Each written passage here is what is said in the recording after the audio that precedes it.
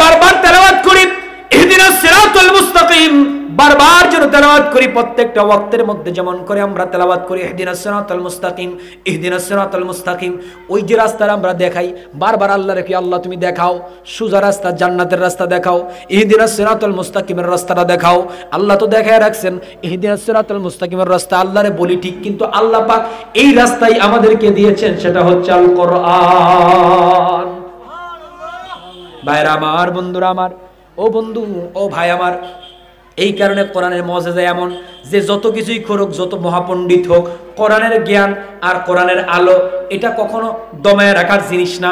কোরআনের আলো শুধুমাত্র উঠবে, শুধুমাত্র ফুটবে, শুধুমাত্র আলোকিত করবে। এটাই হচ্ছে কোরআনের মজেজা আর পাওয়ার আর ক্ষমতা। আমি কোরআনুল কারীমে সূরা বাকারার 23-24 দুইটা আয়াত তেলাওয়াত করেছি। সূরা বাকারা কোরআনুল কারীমের সূরাগুলি থেকে সর্বোচ্চ সবচেয়ে বড় একটি সূরা। এটি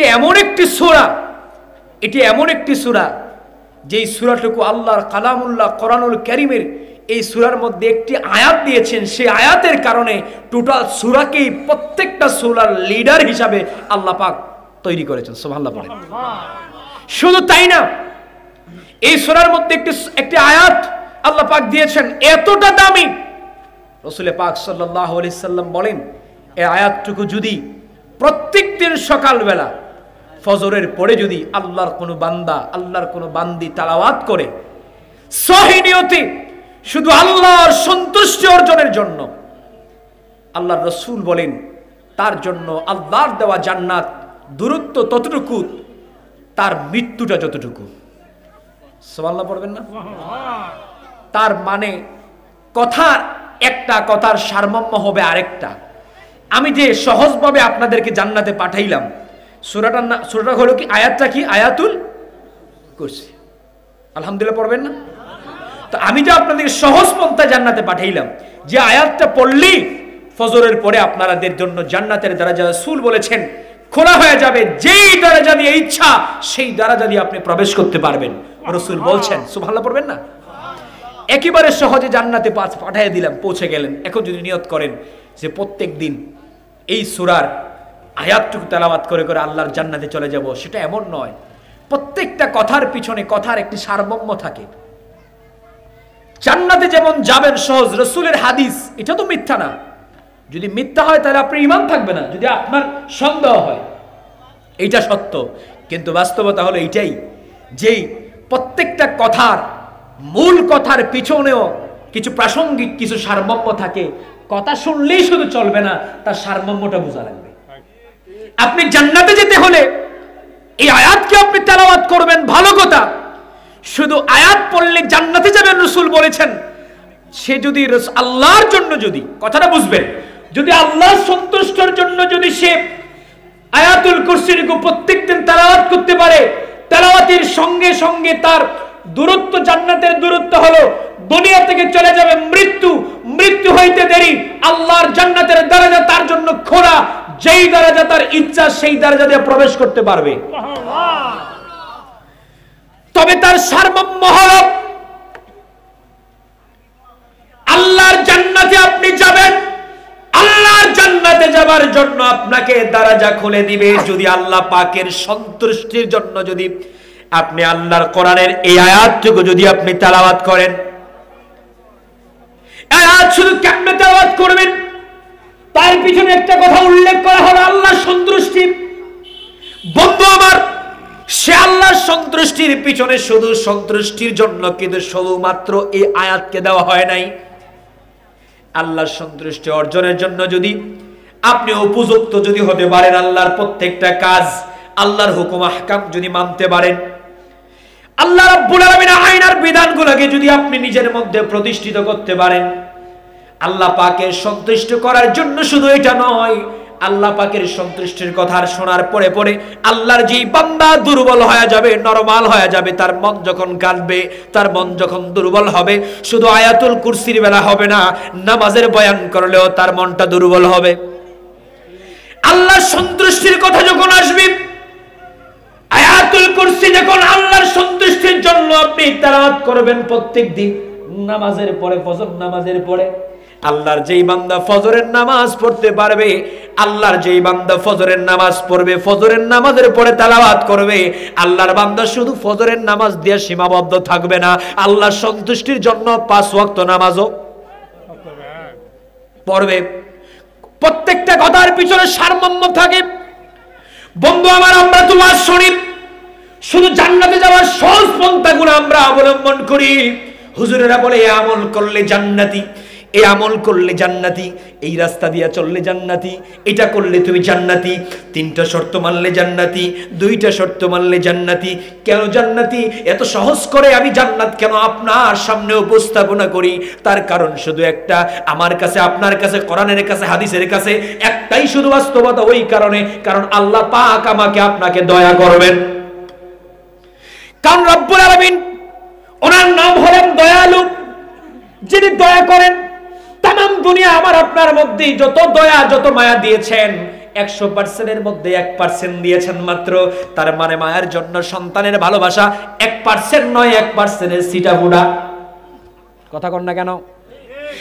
ভাইয়ের জন্য ভাইয়ের মহব্বত ভালোবাসা 1% নয়, 1%-এর সিটাফুটা। সুতরাং তামাম দুনিয়াতে যদি 1%-এর সিটাফুটা দেয়, 99 ভাগ যেই ভালোবাসা আমার আপনার জন্য বরাদ্দ রেখেছেন, সুবহানাল্লাহ পড়েন।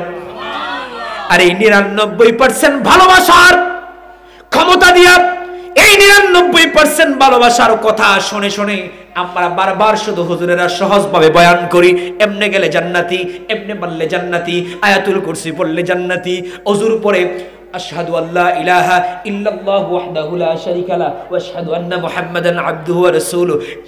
ওযুর পরে যখন কালেমা পাঠ করবেন, আপনার জন্য জান্নাতের দরজা খোলা হবে। রাসূলের আমরা হাদিসগুলো পেশ করি, কি সহজ করে জান্নাতকে আপনাদেরকে দেখায়া দেই। বন্ধু আমার, ভাই আমার, যেমনি করে জান্নাতকে দেখানো হয় তার কারণ হলো একটা, রব্বুল আলামিন হলেন 99% ভালোবাসার মালিক, যে আল্লাহ পাক বরাদ্দ রেখেছেন আমার জন্য, আপনার জন্য, সকলের জন্য। বন্ধু শুধু তাই না, 99 ভাগ যেই করে ভালোবাসা রেখেছেন, কিন্তু 1%-এর মধ্যে কিন্তু গাফলা আছে। আল্লাহর 99 নাম থেকে একটি নাম কিন্তু আমরা সকলে জানি আছে, কাহার। কথা কন না কে? আমরা জানি কিনা? একটা নাম কিন্তু কাহার আছে। আমরা শুধু আল্লাহর দয়ার কথা বয়ান করলাম, ওয়াজ করলাম, কিন্তু আল্লাহ পাক কিন্তু একটা নাম কিন্তু কাহার আছে। বন্ধু আমার, যার প্রতি আমার দয়াল আল্লাহ যখন কাহার হয়ে যাবেন, কঠিন হয়ে যাবেন, তখন তার প্রতি আর 99% ভালোবাসা নয়, যদি আরো 99 ডাবল হয়, আল্লাহ আপনার দিকে আর ফিরে তাকাবেন না।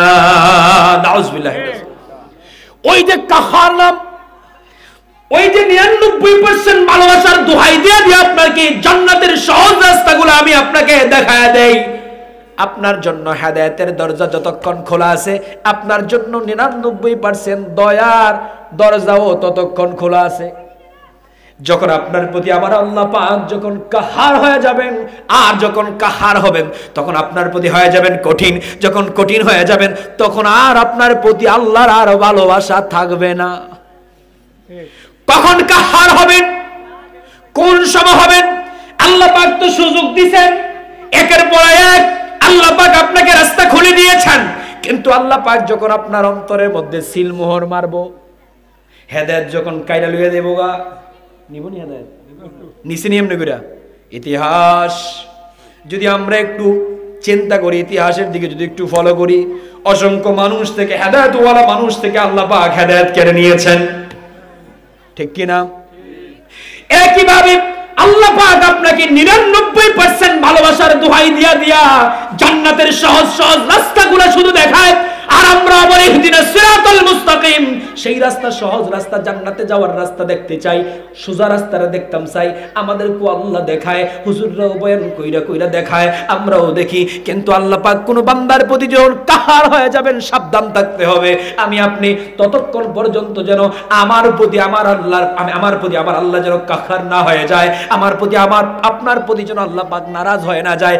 কাহার নাম যদি আমার প্রতি আপনার প্রতি যদি প্রয়োগ হয়ে যায়, তাহলে আল্লাহর দয়া আমার প্রতি আর কাজে লাগবে না। সুযোগ থাকা অবস্থায় সুযোগ কাজে লাগাতে হবে। বুঝে আসছে? তার মানে আমার ভাইরা, আমার বন্ধুরা, এই কথাটা একটু গভীরে গেলাম, তার কারণ বুঝবেন। তার কারণ হলো একটা, আমি কোরআনুল কারীমের সূরা বাকারা থেকে 2টা আয়াত তেলাওয়াত করেছি। এর মধ্যে আল্লাহ পাক যদি ওই সূরা বাকারার ফজিলত বলতে যায়, আসলাম সূরা আয়াতুল কুরসিতে। আয়াতুল কুরসি রাসূল বলছেন পড়লে আপনি জান্নাতি, যদি রেগুলার পড়তে পারেন আল্লাহ সন্তুষ্টির জন্য। এখন বললেন কিছু করা লাগতো না, এখন সোয়ালে প্রত্যেকদিন বৈশা বৈশা আয়াতুল কুরসি একবার করে পাঠ করব, আমি জান্নাতে চলে যাব। এই কারণে এই সকল ছোট্ট ছোট্ট কথাগুলি, ছোট্ট হাদিসগুলি এক কথায় যখন আপনাদের সামনে উপস্থাপনা করি, তখন আপনাদের মনে করি যেটা বড় হয়ে যায়। জান্নাতে যাওয়া তো একবারে সহজ রাস্তা না, না। যেমনি করে আল্লাহ রাসূল বলেছেন, কথার মধ্যে আপনি সারমর্ম বুঝতে হবে, কথার ব্যাখ্যা বুঝতে হবে, বিশ্লেষণ বুঝতে হবে।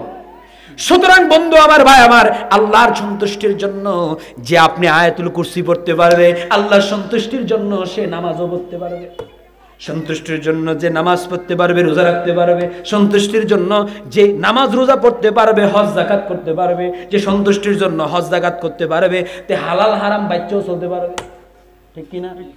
সন্তুষ্টি অর্জন এটা তেমন কিছু না, যারা অর্জন করতে পারে তাদের জন্য কিছু না। কিন্তু বাস্তবতা হলো এইটা, সন্তুষ্ট অর্জন যদি সময়ের ভিতরে যদি না করি, আর আল্লাহ যদি কাহার নামটুকু যদি আবার আপনার প্রতি ইউজ করে ফেলে, তাহলে আবার আপনার প্রতি আল্লাহর আর দয়া হবে না। আল্লাহ রাব্বুল আলামিন এই যে তামাম দুনিয়ায় যে জ্ঞান দান করলেন, এই সকল জ্ঞানগুলোকে একত্রিত করে আমার আল্লাহ পাক এই কারণে একবার নয় কতবার যেন আল্লাহর কোরআনের মধ্যে আল্লাহ রাব্বুল আলামিন গোলামদেরকে, বান্দাদেরকে, সকল জ্ঞানীদেরকে আল্লাহ পাক কয়েকবার চ্যালেঞ্জ করেছেন। আমি ওই চ্যালেঞ্জের 2টা আয়াত মাত্র তেলাওয়াত করেছি। ওই যে আল্লাহ পাক চ্যালেঞ্জ করলেন ওই বান্দাদেরকে, এখন আমার আপনার জ্ঞানের পরিধি যদি এমন হয়, আল্লাহ যদি এত জ্ঞান দেওয়ার পরেও, আল্লাহ পাক যদি এত জ্ঞানের অধিকারী বানাইবার পরেও, একজন বিজ্ঞানীর জ্ঞান কেমন, একজন বিজ্ঞ আলেমের জ্ঞান কেমন, আমরা তো ছাত্র মানুষ, আমরা মনে করি আমাদের ওস্তাদদের জ্ঞান না জানি কেমন, ওস্তাদরা মনে করে উস্তাদের জ্ঞান না জানি কেমন, ওই উস্তাদরা মনে করে আমার উস্তাদের জ্ঞান না জানি কেমন। বন্ধু আমার, এই জ্ঞানের অবস্থা যদি এমন হয়, আল্লাহ পাক এই জ্ঞানের অবস্থা যদি বিন্দু পরিমাণ, তুচ্ছ পরিমাণ জ্ঞান দিয়া যদি এই তামাম দুনিয়ার মধ্যে কত কিছু আমরা দেখি, আমাদের কাছে অসম্ভব মনে হয়, ঠিক কিনা? আল্লাহ পাক এমন কিছু ওই জ্ঞানের মাধ্যম দিয়ে বানাইছেন। বন্ধু আমার, এই কারণে আল্লাহ বলছেন, যত জ্ঞানী দেই না কেন, সব জ্ঞান মিল্লা আমার আল্লাহর চ্যালেঞ্জ আদৌ পর্যন্ত, কিয়ামতের আগ পর্যন্ত কেউ চ্যালেঞ্জ গ্রহণ করতে পারবে না। চলা পড়বেন না আমার ভাইরা, আমার বন্ধুরা আমার, আসুন এবার আমার আল্লাহ কি চ্যালেঞ্জ করলেন জানা দরকার আছে না নাই? বেশি কিচ্ছু করছে না, তেমন বেশি কিছু করছে না। আমরা কাছে মনে হয় তেমন বেশি কিছু করছে না, কারণ একটা বিমান উড়ে কেমনে, এটা কি কি অবাক করা কারণ, হাজার হাজার মানুষ লইয়া উফরিতে উড়ে দেখে, এটা অনেক লং রাস্তা। একটা গাড়ি স্কেলেটরের ভেতরে ফেরা দিলে এটা দৌড়ে কেমনে, এটা আমার আপনার কাছে কাজ করবে না, কারণ আমার আপনার ব্রেনে কাজ করার কথা না, ঠিক না? তাহলে এটা তো মানুষের ব্রেন দ্বারাই, মানুষের বুদ্ধি দ্বারাই হয়েছে, হয় নাই? এত কিছু মানুষ বানাইতে পারছে, কিন্তু আল্লাহ পাক চ্যালেঞ্জটা করলেন কি, মাত্র তুচ্ছ কিছু না, আমাদের কাছে কিছু না, আমাদের কাছে মনে হবে এটা কিছুই চ্যালেঞ্জ করে নাই। মাত্র আল্লাহ পাক বলছেন তোমাদেরকে এত জ্ঞানী বানাইছি। মক্কার কাফেরদেরকে আল্লাহ পাক চ্যালেঞ্জ করছেন, ওই সময় থেকে চ্যালেঞ্জ করা শুরু করছে আল্লাহ পাক। কিয়ামতের আগ পর্যন্ত চ্যালেঞ্জ আপনার অটুট থাকার জন্য কোরআনুল কারীমে কয়েকবার লিপিবদ্ধ করে রেখেছেন আল্লাহ পাক জিবরাইলের মাধ্যমে। সুবহানাল্লাহ পড়বেন না? মক্কার কাফেরদেরকে আল্লাহ পাক ওই সময় চ্যালেঞ্জ করেছিলেন, তোরা এত কিছু করস, তোদের এত জ্ঞান, এত বুদ্ধি, তোরা সব বুঝোস, কিন্তু আমি আল্লাহরে মানুষ না, আমি আল্লাহরে মানতে রাজি না, আমি আল্লাহ দয়ালু মানতে রাজি না, আমি আল্লাহ ক্ষমতার মালিক মানতে রাজি না, আমি আল্লাহ তামাম দুনিয়া পরিচালনা করি মানতে রাজি না, আমি আল্লাহর হাতে তোর জীবন, আমি আল্লাহর হাতে তোর মৃত্যু, সেটা মানতে রাজি না, আমি আল্লাহ যখন তা চাই আমি আল্লাহ তাই করতে পারি, সেটা মানতে রাজি না, আমি আল্লাহর উপরে ঈমান আনতে পারিস না। যদি বিশ্বাস নাই রাখতে পারিস, আমি আল্লাহ তোকে চ্যালেঞ্জ ছুড়ে দিলাম, আস, আমি আল্লাহর কালাম দিলাম তোর কল্যাণের জন্য, সেই আল্লাহর কোরআন মানতে রাজি না, কোরআন থেকে একটি সূরা মাত্র তোরা আবিষ্কার কর, তৈরি কর, বানা। কেমনে বানা? এমনে নয়, তোদের সহযোগী লাগলে আন, নেতাকর্মী লাগলে নেতাকর্মী আন, তোর দলীয় মানুষ থাকলে দলীয় মানুষ আন। তাম পৃথিবীর মধ্যে আমার দয়ার মাওলা আমি আল্লাহ ছাড়া যার সাহায্য প্রয়োজন, তার থেকে সাহায্য যদি প্রয়োজন হয়, তার থেকে সাহায্য আইনা হলেও আমি আল্লাহর মতো করে একটি কোরআনের আয়াত তুই বানায় দে। সুবহানাল্লাহ পড়বেন না? আর জুড়ে বলেন সুবহানাল্লাহ। আল্লাহ রাব্বুল আলামিন বললেন, আমি আল্লাহ তোরে এত জ্ঞান দিলাম, এত বুদ্ধি দিলাম, এত আকল দিলাম, এত কিছু দিলাম, তাম দুনিয়া তুই বুঝলি, এত স্যাটেলাইট তৈরি করলি, বিজ্ঞান তৈরি করলি, বিমান তৈরি করলি, গাড়ি তৈরি করলি, মোবাইল তৈরি করলি, মাইক তৈরি করলি, এত বিষয় আবিষ্কার করলি, সাধারণ মানুষের আকলে গিয়া কাম করে না। কেমনে বানাইলো, কেমনে তৈরি করলো, কেমনে উঠতেছে? এত কিছু বানাইবার পরেও যদি আমি আল্লাহর প্রতি তুই ঈমান আনতে না পারস, এত কিছু বানাইলি, এত কিছু পারলি, আমি আল্লাহরে তোর বিশ্বাস হয় না, আমি আল্লাহর প্রতি তুই ঈমান আনতে পারলি না। আমার আল্লাহ কি চমৎকার বলেন, ওয়া ইন কুনতুম ফি রাইবিম মিম্মা নাযালনা আলা আবদিনা ফাতু বিসূরাতিন মিন মিসলি وادعوا شهداءكم من دون الله إن كنتم صادقين। আল্লাহ রাব্বুল আলামিন বলেন, আল্লাহ পাক বলছেন ওয়া ইন কুনতুম ফি রাইবিম মিম্মা নাযালনা, আল্লাহ বলছেন আর যদি তোমরা সন্দেহ পোষণ করো আমি আল্লাহর প্রতি, আমি আল্লাহরে যদি তোমরা চিনতে ভুল করো, আমি আল্লাহর প্রতি যদি তুমি ঈমান না আনতে পারো, বিশ্বাস করতে না পারো, তামাম দুনিয়ার বিজ্ঞানী তুমি হইতে পারবা, তামাম দুনিয়ার মধ্যে এমন জিনিস আবিষ্কার করতে পারবা, আবিষ্কার করতে পারছো, যদি আমি আল্লাহর প্রতি ঈমান তুমি আনতে না পারো, ঈমান আনতে পারলা না, ওই বান্দাকে বললো তামাম দুনিয়া তুমি পারলা না, সব করলা, আমি আল্লাহর প্রতি ঈমান আনতে পারলা না, আমি আল্লাহর মতো করে একটি আয়াত, আল্লাহর কোরআনকে তুমি বিশ্বাসে আসলো না, আমি তোমার জন্য পাঠাইলাম হেদায়েতের বাণী হিসাবে, বুঝার জন্য, শিকার জন্য, চলার জন্য, অথচ যদি তুমি এই কোরআন থেকে, কিন্তু মজার বিষয় এই যে আবিষ্কার, এই যে এত কিছু ঘুরে ঘুরে কিন্তু আল্লাহর কোরআন গবেষণা থেকেই, সুবহানাল্লাহ পড়বেন না? সবগুলা ঘিরাও করে ঘুরে ফিরে এই আল্লাহর কোরআন থেকেই তারা এইগুলা কালেক্ট করে করে, এই কোরআনের গবেষণা থেকেই এতগুলো আবিষ্কার। সুবহানাল্লাহ পড়বেন না? আল্লাহর কথা এইটাই যে এত কিছু আমি আল্লাহর কোরআন নেওয়ার পরেও আমি আল্লাহর কোরআনকে তুই মানতে রাজি না, তোর জীবনে গাইডলাইন হিসেবে মানতে রাজি না, আমি আল্লাহরে মানতে রাজি না। আল্লাহ পাক এই কারণে বলেন, তো যদি এত ফারস, এত আকল হয়, এত বুদ্ধি হয়, এত চালাক হস, এত বড় বিজ্ঞানী হস, তাহলে এক কাজ কর, আমি আল্লাহর মতো করে একটি আয়াত, একটি কোরআনের সূরা একটি তুই বানাতো দেখি। দুনিয়াত এত কিছু সম্ভব, তাহলে সন্দেহ একটা আয়াত কি বানান যায় না? এটা তো সহজ মনে হয় না আমাদের কাছে? আরবিতে একটা সন্দেহ একটা আয়াত কি বানানো যায় না? আদৌ পর্যন্ত চ্যালেঞ্জ কোন জ্ঞানী মহাজ্ঞানী কখন আদৌ পর্যন্ত না, কিয়ামতের এক পর্যন্ত চ্যালেঞ্জ, আল্লাহর চ্যালেঞ্জ গ্রহণ করতে পারে না। যারাই ভুল ধরতে চাইছে, যারাই গবেষণা করতে চাইছে, তারাই কোরআন গবেষণা করতে যায়, বুঝতে যায় আল্লাহ পাকের দরবারে সিলিন্ডার করতে হয়েছে। আদৌ পর্যন্ত সে কোরআন, এই যে আল্লাহ পাক কোরআনুল কারীমে আল্লাহ রাব্বুল আলামিন যেন চ্যালেঞ্জ করলেন, চ্যালেঞ্জ কেউ গ্রহণ করতে পারলেন না, কেউ নিতে পারলেন না। তাহলে অত বড় মহাবিজ্ঞানী, এত বড় জ্ঞানী হয়ে লাভ নাই। আল্লাহ রাব্বুল আলামিন পরবর্তী অংশের শেষ আয়াতে 2 নম্বর আয়াতে কি চমৎকার কথা শেষ করে অল্প সময়ের ভিতরে 2 নম্বর আয়াতে আল্লাহ পাক চমৎকার করে বলছেন, কি সুন্দর করে, ফা ইল্লাম তাফআলু ওয়া লাম তাফআলু ফাত্তাকুন নারাল্লাতী ওয়াকুদুহান নাস ওয়াল হিজারা উইদ্দাত লিল কাফিরিন। আল্লাহ প্রথম অংশে বলছেন চ্যালেঞ্জ আমি আল্লাহ দিলাম, যদি এতটা পারো, তোমরা এত কিছু করতে পারলা, এত কিছু বানাইতে পারলা, এত কিছু আবিষ্কার করতে পারলা, তাহলে আমার একটা আয়াত তোমরা আবিষ্কার করে দেখাও। কে বলছেন? আরো জোরে বলেন, কে বলছেন? আল্লাহ। পরবর্তী আয়াতে আল্লাহ পাক কি চমৎকার করে বলছেন। আল্লাহ এক কথাই যদি বলি, আল্লাহ পরবর্তী আয়াতে বোঝাইতে যাচ্ছেন যে যদি না পারো তাহলে স্বীকার করো আমি একমাত্র সত্তা, যিনি একমাত্র দয়াল আল্লাহ, সমস্ত ক্ষমতার মালিক। সুবহানাল্লাহ পড়বেন না? ভাইরা আমার, বন্ধুরা আমার, স্বীকার করো। আর যদি স্বীকার না করো তাহলে আল্লাহ পাক কি বলেছেন?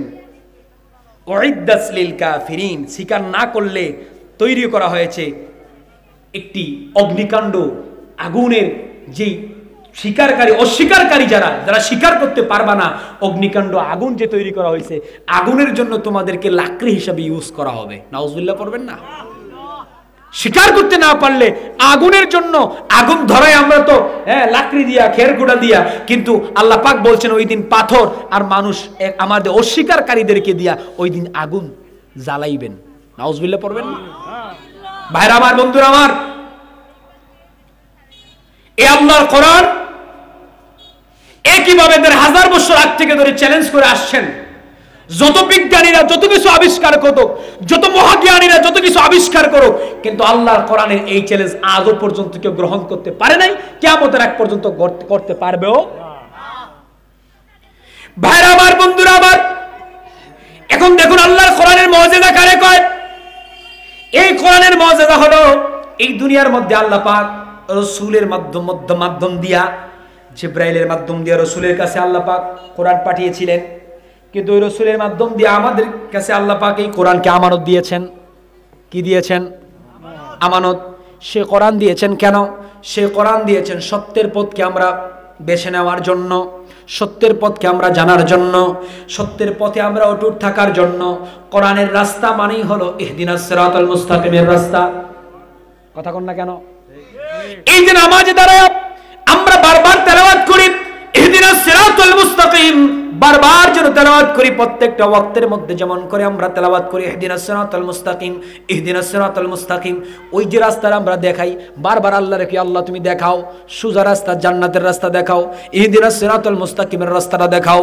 আল্লাহ তো দেখায় রাখছেন ইহদিনাস সিরাতাল মুস্তাকিমের রাস্তা, আল্লাহরে বলি ঠিক, কিন্তু আল্লাহ পাক এই রাস্তাই আমাদেরকে দিয়েছেন, সেটা হচ্ছে আল কোরআন।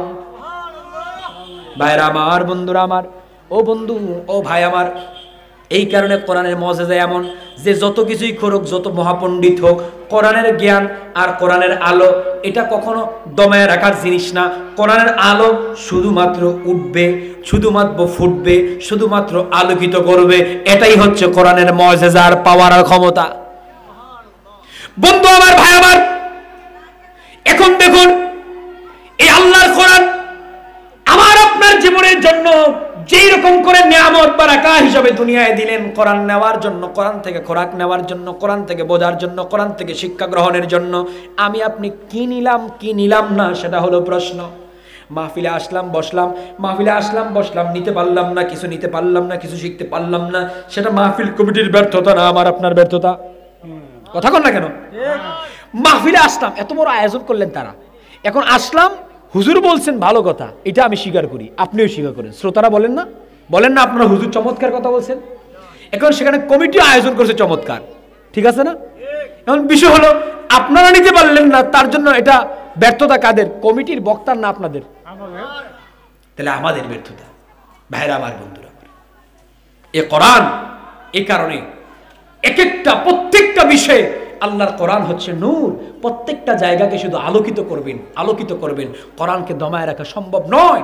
এই কারণে বলি এই কোরআনের মঞ্চগুলা আমরা ধরে রাখতে হবে, কোরআনের ময়দানকে ধরে রাখতে হবে। কোরআনের ময়দান মানেই হচ্ছে এলাকার মধ্যে কোরআনের আওয়াজকে জিন্দা করে দেওয়া। সুবহানাল্লাহ পড়বেন না? এই কোরআনের আওয়াজ জিন্দা করা হচ্ছে কোরআনের কাজ। এলাকার মধ্যে কোরআনের আওয়াজ উচ্চারিত হবে, এলাকার মধ্যে আল্লাহর কোরআন বলা হবে, এলাকার মধ্যে আল্লাহর কোরআনের চর্চা করা হবে, মানুষদের ঈমানি চর্চা, ঈমানি জজবা বৃদ্ধি হবে। কোরআন মানেই হেদায়েত নয়, কোরআন শোনা মানেই নামাজি হওয়া নয়, কোরআন মানেই শুধু আল্লাহর জান্নাতে চলে যাওয়া নয়। কোরআন মানে হলো কোরআন আপনাকে আপনার কাজ দুর্বল করে দিবে। মাহফিলে আসবেন, কথাগুলি শুনবেন, মনকে নরমাল করবেন, দুর্বল করবেন, এ কোরআন আপনাকে দুর্বল করবে, নরম করবে, আল্লাহকে পরিচয় করায় দিবে। এখন মানা না মানা হেদায়েতের বিষয় আল্লাহ প্রদত্ত। এখন যদি বলি এত বড় ওয়াজ মাহফিল কোরআন হইল, সকালে ফজরের নামাজ শ্রোতারা পড়ল না, এখন কি এটা মাহফিলের ব্যর্থতা? না। ওয়াজ দিয়ে শুধু নামাজি বানানো আর মুসল্লি বানানো মূল লক্ষ্য নয়। ওয়াজ মানেই হচ্ছে ইসলাম ওয়ালাদের জনপ্রিয়তা বেড়ে যাওয়া। এখন আমাদের সমাজে এই মাহফিল বিরোধী কয়েকটি টিম তৈরি হয়েছে, কয়েকটি গ্রুপ তৈরি হয়েছে। কথা বুঝবেন? এই মাহফিল বিরোধী কয়েকটি গ্রুপ, কয়েকটি টিম তৈরি হয়েছে। তারা এই মাহফিলের সমালোচনা করে। কেমনে করে? যুক্তি দেয় যে মাহফিল এত লক্ষ টাকা খরচ কইরা মাহফিল করায় লাভ নাই। বলে কিনা? বলে কিনা? আসুন, এই যে লাভ নাই বলে তারা একটা গ্রুপ করতে চায়, মাহফিল দ্বারা উপকার নাই, ফায়দা নাই। আমি বলতে চাই, ওনারা কারা আপনারা চিনে রাখবেন। ওরাই হলো তারা যারা আল্লাহর কোরআনের আওয়াজ, আল্লাহর কোরআনের আলোচনা যে হয় লাভ নাই কেন যুক্তি দেয় জানেন? কারণ এটা হচ্ছে কোনো না কোনো এক দলের মানুষ, এই দলের মানুষটা বুঝতেছে কোরআনের আলোচনা যত বেশি হয়, কোরআনের মাহফিল যত বেশি হয়, আলেম ওলামাদের জনপ্রিয়তা তত বেশি বেড়ে যায়। কথা বুঝবেন? কোরআনের মাহফিল যত বেশি হয়, আলেম ওলামারা যত বেশি আসে, আলেম ওলামারা যত বেশি কথা বলে, তত বেশি ইসলামের দলগুলা জনপ্রিয়তা বেড়ে যায়। প্রত্যেকটা ইসলামী দলের জনপ্রিয়তা শীর্ষে চলে যায়। তারা খুঁজে হেদায়েত। আমরা তো ওই হেদায়েত মাহফিলে খুঁজি না। এখানে কমিটি তারা ওয়াজ করাইছে কি শুধু নামাজি বানানোর জন্য? শুধু নামাজি বানানোর জন্য? নামাজি কি ওয়াজ করে বানানো সম্ভব? সম্ভব? নামাজি ওয়াজ সারা জনম করে বানানো কোনো সম্ভব না। এটা একেবারে ফাউল কথা। ওয়াজে গেলে হেদায়েত হয়ে যাবে, নামাজি হয়ে যাবে, এটা ফাউল কথা। শুধু নামাজের আলোচনা করা হয়? এখানে শুধু নামাজের আলোচনা করা হয় না, অনেক বিষয়গুলো করা হয়। নামাজ পড়া না পড়া সেটা নয়, নামাজ ছাড়াও সমাজে চলার জন্য ইসলামের আদর্শ, রসুলের আদর্শকে তুলে ধরা হয়। আদর্শবান হওয়ার জন্য কিছু মৌলিক বিষয়, চলাফেরার জন্য রসুলের আদর্শ লালন করার জন্য আপনাকে কিছু পরামর্শবিদ দেওয়া হয়। এখানে আসা মানে নামাজি হওয়া নয়। আরে মিয়া, নামাজ আপনি আপনার সন্তান, ছোট্ট সন্তান, আপনার 13 বছরের সন্তান, আপনি হইলেন বাপ, আপনি সন্তান বাপ, 13 বছরের সন্তান, 15 বছরের সন্তান, আজকে থেকে মনে করেন এখন বাড়িতে গেলেন, আমি সবসময় উদাহরণটা দেই, এখনো দেই, এক্সাম্পল উদাহরণ। আপনার সন্তান 15 বছর, 18 বছরের সন্তান, এখন বাড়িতে গেলেন, আজকে রাতকে সন্তান সুস্থ ছিল, হুট করে রাতকে সন্তান মনে করেন জ্বর আসছে, অথবা পেটে মুড়া দিছে কইছে, অথবা স্ট্রোক করছে করে মারা গেছে। কয় বছরের সন্তান? মনে করেন 18 বছরের সন্তান, আপনার 18 বছরের সন্তান, আপনি হইলেন বাপ, আপনিও যুবক মানুষ, আপনিও ইয়াং মানুষ, কিন্তু আপনার সন্তান তো আরো যুবক। এখন যে আপনার সন্তান যে মারা গেল, আজকে মারা গেল, এখন গেলেন রাতকে ভালো, হাসি আনন্দ করে খাওয়া দাওয়া করে ঘুমাইলেন, ওমা ভালো, সকালবেলা আপনার ছেলে মৃত্যুবরণ করছে, রোগও ছিল না, কোনো সমস্যাও ছিল না, কোনো প্রবলেমও ছিল না, হুট করে মারা গেছে। মরতে গিয়ে সমস্যা দরকার হয়? কেন মারা গেছে সেটাও আপনি জানেন না, কি সমস্যা হয়ে মারা গেছে সেটাও আপনি জানেন না। এমন হয় না? এমন হয় না?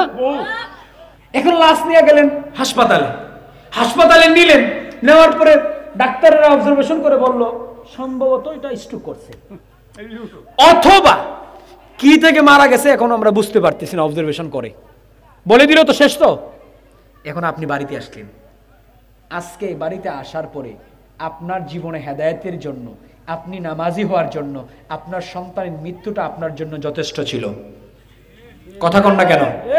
কথা কন না কেন?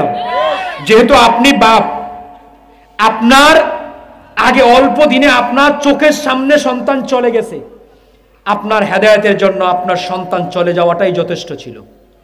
কারণ একটা ওয়াজ, কোরআন, হাদিস, রসুলের আদর্শ, যত ওয়াজ আছে সব ওয়াজ কেড়ে করে, কারণ আমি আপনি মরে মৃত্যুবরণ করা লাগবে, মৃত্যুর পরের জিন্দেগির জন্যই তো এত ওয়াজ। কথা কন না কেন? ঠিক কি না? তাহলে যেহেতু যেই মৃত্যুর জন্য ওয়াজ মুখ দিয়ে কইয়া ওয়াজ করতেছি, আর যে ওয়াজ স্বয়ং আপনার সামনে ঘটলো, তাৎক্ষণিক আপনার পরিবারে ঘটলো, যে ওয়াজ আপনি দেখলেন মরে গেল অল্প দিনে, আপনি যে কোনো সময় চলে যাবেন, ভিতরে সিগন্যাল দিল না, আপনি নামাজি হইলেন না, আপনি হেদায়েত পাইলেন না, আপনি হেদায়েত গ্রহণ করতে পারলেন না, তো এই জায়গায় কি আপনি ওয়াজ হইনাও হেদায়েত হইবেন? কথা কন। তাহলে আপনি হেদায়েত কোথায় চাচ্ছেন? আপনি হেদায়েতের দোহাই দিয়া মাহফিলের বিরোধিতা করা যাবে না। কথা কন ঠিক কিনা? এই ময়দান সাধারণ কোনো ময়দান নয়। এই ময়দানের ইতিহাস যদি আমরা একটু ফলো করি, পিছনের দিকে যদি একটু তাকাই, তাহলে আমরা দেখব এই ময়দানকে বন্ধ করার জন্য অসংখ্যভাবে অনেকভাবে পায়তারা চালিয়ে ময়দানে সরাসরি গুলি করেও ময়দানকে বন্ধ করার চেষ্টা করেছে। 16 বছর তারা ক্ষমতায় ছিল, আমরা কথা বলতে পারিনি। কথা বললেই আমাদেরকে জামাত শিবির বলতো, কথা বললেই আমাদেরকে জামাত শিবির বলতো। আল্লাহর কসম করে আজকের ময়দান থেকে আমি বলে যাই, এটা রাজনীতির মঞ্চ নয়। কোন রাজনৈতিক দলের পক্ষ নিয়ে কথা বলার ইচ্ছা আমার নাই, আমি পছন্দ করি না। কথা ক্লিয়ার বুঝবেন? কিন্তু আমরা কথা বললেই আমাদেরকে জামাত শিবির তকমা লাগায় দেওয়া হতো, কোন কথা বললে আমাদেরকে জামাত শিবির বলা হতো। আজকে আমরা বলতে চাই, এই মাহফিল কিন্তু জামাত শিবিরের নয়, এই মাহফিল কোন দলীয় নয়, এই মাহফিল বিএনপি জামাত ছাত্র দল কোন দলের নয়, এই মাহফিল হলো আল্লাহর কোরআনের মাহফিল। সুতরাং হেদায়েতের দোহাই দিয়া মাহফিলের বিরোধিতা তোমরা যারা করো, আল্লাহর কাঠগড়ায় তোমরাও দাঁড়াতে হবে।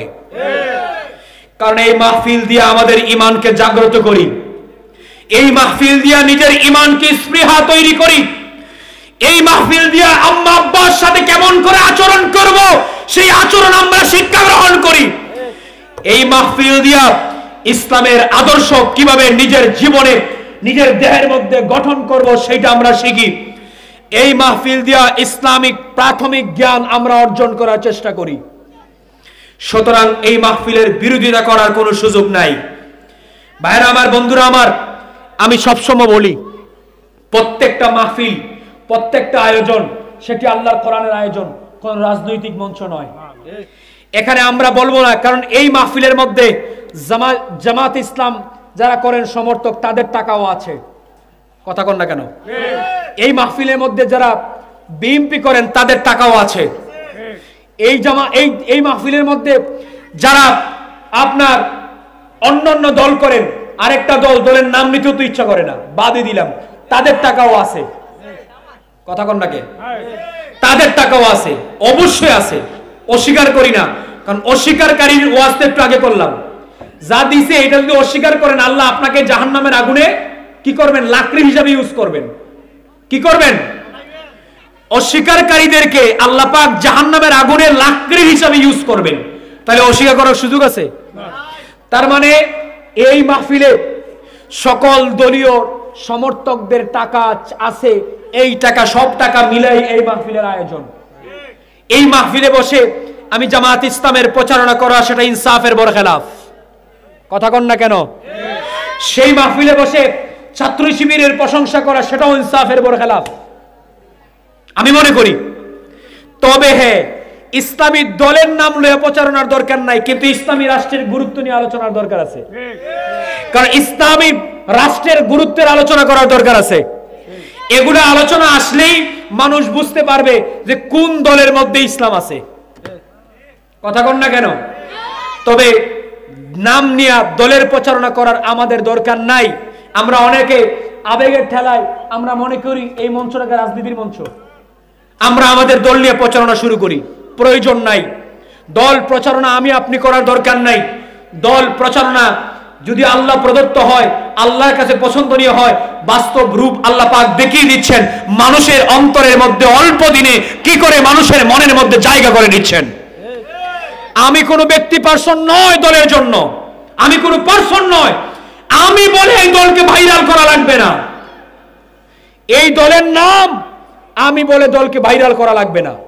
সুতরাং প্রত্যেকটা মিডিয়ার মাধ্যমে আমি সকলকেই বলি, প্রত্যেকটা মাহফিলের মঞ্চকে আমরা মনে করব এই ময়দানগুলা কোনো দলীয় মঞ্চ নয়। প্রত্যেকজনের হাদিয়া, প্রত্যেকজনের টাকা, এই টাকাগুলা সবগুলা মিলায় আপনারা যে হাদিয়া দেয়, আমারে যে হাদিয়া দেয়, এই হাদিয়ার মধ্যে ওই যে দল পালায়া গেছে এই দলেরও টাকা আছে, ওই যে দল আপনার বিএনপি তাদেরও টাকা আছে, জামাত ইসলামেরও টাকা আছে, অন্যান্য যেই দল আছে আমাদের ইসলামী দল, শাসনতন্ত্র বলেন, চরমুনাই দল বলেন, কওমি বলেন, এরপরে আমাদের খেলাফতে মজলিস বলেন, সব মিলায়া আপনার একটা মাহফিল আয়োজন করা হয়, সকলের থেকে টাকা তুললা এলাকায় আপনাকে হাদিয়া দেওয়া হয়। সুতরাং এইকে কোনোভাবেই এক দলের প্রচারণা করে আপনার সেটা সুন্দর নয়। যদি আপনার দলীয় মাহফিল হয় তাহলে আপনি দলীয় প্রচার করেন, কথা কন না কেন?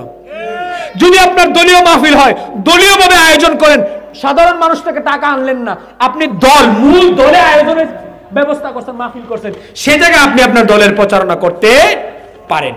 কিন্তু আপনি আমারে পছন্দ করেন না। জামাতে ইসলাম তো সকলে কি পছন্দ করে? আপনি পছন্দ করেন না, কিন্তু আপনি তো টাকা দিছেন এই ময়দানে ওয়াজ করার জন্য, আপনি শ্রোতা হিসেবে বসলেন। এখন আমি এসে জামাতের প্রশংসা করলাম, আপনার তো ভালো লাগলো না? আপনার তো ভালো লাগলো না? এখন আমি বিএনপির বিরোধিতা করলাম, কিন্তু বিএনপি ওলাও তো টাকা দিছে, এখন তার টাকাও তো আমার হাদিয়ায় ঢুকছে, তাহলে কেন? কিন্তু সেটা তো রাজনীতির মঞ্চ নয়। রাজনীতির মঞ্চে গিয়া যা সত্য যদি মনে করেন বিরোধিতা করা লাগে করবেন, পক্ষে বলা লাগলে বলবেন। আমরা চাই দল মত নির্বিশেষে আল্লাহর কোরআনের যে ময়দানগুলোকে উন্মুক্তভাবে দল মত নির্বিশেষে আমাদেরকে এই ময়দানগুলোকে খোলাসা করে আমরা আরো বেশি এই ময়দানগুলোকে জিন্দা করতে হবে, কথা কোন ঠিক কিনা?